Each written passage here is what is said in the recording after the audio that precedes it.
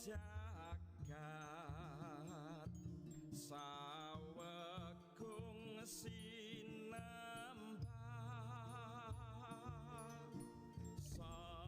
Waosan Injil dinten Selasa 29 Juni 2021. Mugi Gusti tansah manunggala kaliyan kula sedaya. Pethikan Injil suci anggitane Santo Matius bab 16 ayat 13 ngantos 19. Gusti Yesus tindak menyang wilayah sacedhaking kutha Kaisarea Filipi. Ing kono panjenengane ndangu marang para muride. Miturut kandhane wong, putraning menungsa kuwi sapa?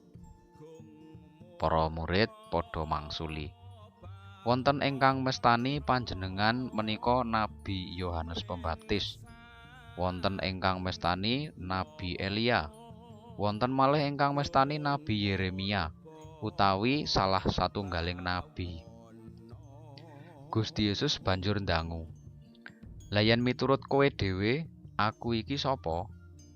Simon Petrus mangsuli, "Panjenengan menika Sang Kristus, Putranipun Allah ingkang gesang."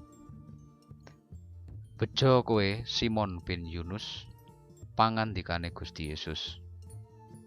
"Awit dudu manungsa sing mendharake marang kowe bab kuwi, nanging Ramaku sing ana ing swarga.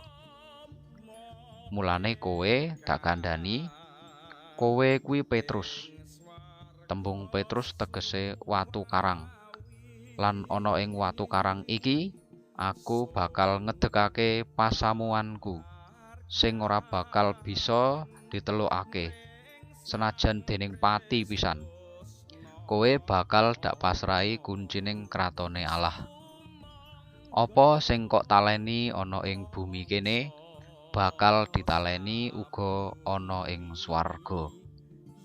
Lan apa sing kok uculi ana ing bumi kene, kuwi uga diuculi ana ing swarga."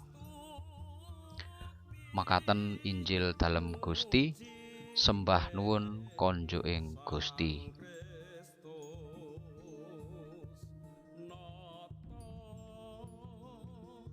agung sumber